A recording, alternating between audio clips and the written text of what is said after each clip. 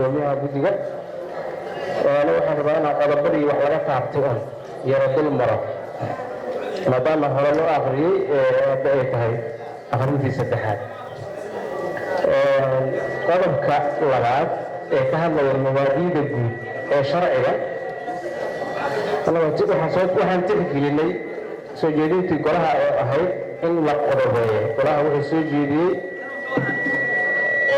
qodobkan in la qodobeeyo ayuu soo jeediyey, waana soo tixgelinay, waan u qodobaynay. marka aad fiirisid qodobka shanaad faqradiisa labaad xarafka ta ee ka hadlaya ku xadgudub xeerka saxaafadda heerka warbaahinta waxaa laga tiray qiimaha lacageed ee ku xusnaa, waxaana lagu soo saari doonaa xeer nidaamin gaar ah. tusaale ahaan waxay marka hore ahayd cid kasta oo marka hore waxay u qorneyd ganaaha lacageed oo dhan shilin Soomaali 300 ilaa 1500 oo dollar. marka golaha wuxuu soo jeediyey lacagtaas in meesha laga tiro maadaama sharcigan uu sii jiri doono muddo dheer, lacagtaasna ay depreciation ku dhici karo, isbedeli karta. marka golaha soo jeedintiisa ayaan tixgelinay, lacagtaas waxaan dhahnay xeer gaar lagu soo saari doonaa. qodobka lixaad faqradiisa koowaad waxaan sidoo kale tixgelinay soo jeedintii golaha oo ahayd warbaahinta anshaxa warbaahinta ha loo daayo.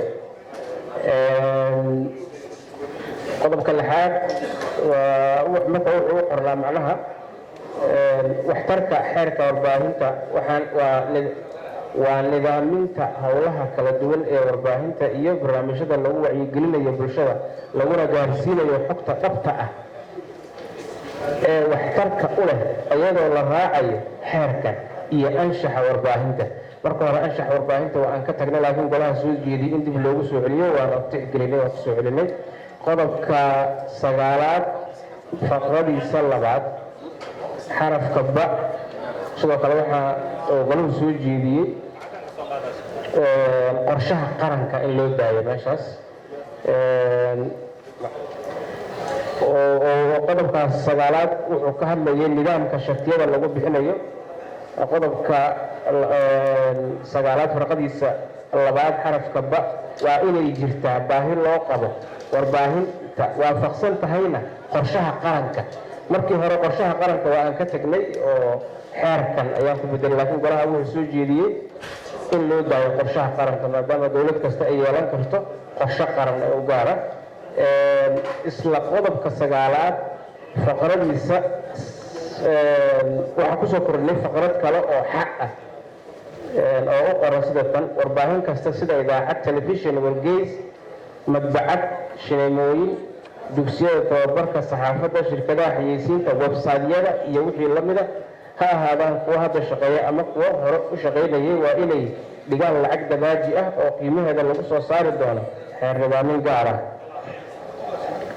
qodobka 11aad ee ka hadlaya shuruudaha shatiga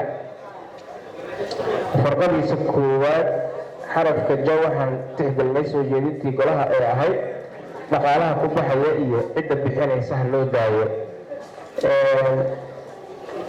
marka idaacad meel laga furayo dabcan shuruudo ayaa jira oo uu sharcigu taataabtay, sida magaca qofka oo buuxa, shirkadda ama urur, ciwaanka cidda iyo cidda soo codsanaysa, nooca warbaahinta iyo deegaanada looga baahan yahay in laga furo, dhaqaalaha ku baxaya iyo cidda bixinaysa iyo hadafka laga leeyahay in lagu gaaro. halkaas marka waxaan tixgelinay soo jeedintii golaha oo ahayd dhaqaalaha ku baxaya cidda bixinaysa waa in la caddeeyaa. qodobka 13aad faqradiisa koowaad waxaa lagu bedelay kadib dhaqangalka sharcigan warbaahinta hore u jirtay. marka hore wuxuu qornaa kadib dhaqangalka sharcigan warbaahinta hore u jirtay waxay soo weydiisanayaan ruqsad muddo 45 cisho gudahooda, waxaana la waafajinayaa sharcigan. waxaana loo bedelay sida ay qabeen sida uu soo jeediyey golaha kadib dhaqangalka sharcigan warbaahintii horey u jirtay hore u shaqaynaysay ruqsad horey ugu shaqaynaysay ruqsad ku meel gaar ah waxay soo codsanayaan ruqsad rasmi ah muddo 60 cisho gudahood ah waxaana la waafajinayaa xeerkan. waxaa sidoo kale lagu soo kordhiyey faqrad kale oo labaad oo u dhigan hadday buuxiyaan shuruudaha ku xusan qodobka 11aad faqradiisa koowaad warbaahintii shaqaynaysay xeerkan ka hor waxaa loo ilaalinayaa magaca iyo frequency-ga ay ku shaqaynayso. qodobka 14aad in badan oo kamid ah ayaa wax ka bedel lagu sameeyey.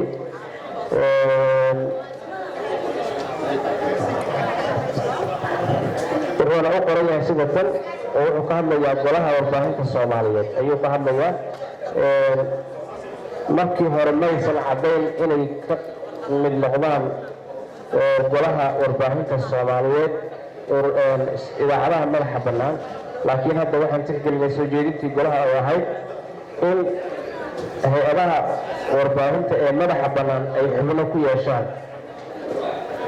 waxaana u bedelnay marka laga hadlayo tirada golaha waxay noqonaysaa 9 xubnood. warbaahinta dowladda 3 xubnood, warbaahinta gaarka loo leeyahay 3 xubnood, ururada bulshada rayidka ah 3 xubnood oo ka kala imaanaya guddiga xuquuqul insaanka, ururada haweenka iyo ururada qaranada Soomaaliyeed. waxaa kaloo ku soo kordhinay qodobka 14aad farqa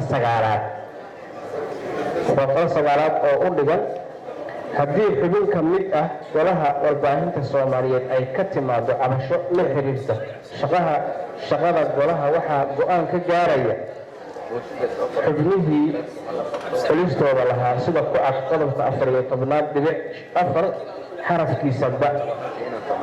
marka aad eegtid qodobka 15aad farqadiisa 4aad waxaan ku yara kordhinay oraah dhahaysa goluhu wuxuu ilaalinayaa standardka iyo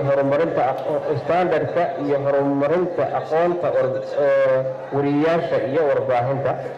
isla qodobka 15aad waxaan ku soo kordhinay farqa 8aad oo u dhigan sida tan xarunta goluhu waa caasimadda Muqdisho waxayna xarumo ku yeelan karaan magaalo madaxyada maamul goboleedyada xubnaha ka ah dowladda federaalka ah. qodobka 16aad markaad eegtid oo ka hadlay diiwaangelinta farqadiisa labaad ereyga canshuurta ah ayaan ku bedelnay khidmadda websaytadana waa kusoo kordhinay. qodobka 17aad waxaan ku soo darnay ereyga canshuurta oo keliya. qodobka 18aad markaad eegto ka hadlay diiwaangelinta wariyaasha waxba lagama bedelin sideeda ayaan u qaadanay. qodobka 19aad farqadiisa 3aad waxaan ka tirnay milkiyadda iyo maamulka warbaahinta waxaa isku qaban kara hal ruux. isla farqadiisa 4aad ayaan ku darnay oraahdaas oo wasdaba marinay oo keliya wax macnaha buuran lagama sameyn. qodobka 29aad farqadiisa 1aad xarafka ja waxaan tixgelinay soo jeedintii golaha oo ahayd in la helo maxkamad ka hor meel loo dacwoodo oo kale. waxaan ku darnay inay marka hore cabashadooda u soo gudbiyaan golaha warbaahinta Soomaaliyeed. tusaale ahaan faafin xog been ah markuu ka hadlayo qodobka 19aad haddii muwaadinka qoyska hay-ad ama dowlad lagu been abuurtay ama la sharaf dilay ku qanci waayaan raaligelin la bixiyey waxay xaq u leeyihiin inay u gudbiyaan cabashadooda golaha warbaahinta Soomaaliyeed. haddii goluhu wax ka qaban waayo cabashadaas waxay dacwadooda u gudbin karaan maxkamadda awoodda u leh dacwadda mid ku ah been abuurkaas iyagoo ku soo bandhigaya cabashadooda. golahana soo jeediyey oo ahayd in intii maxkamad loo dacwoon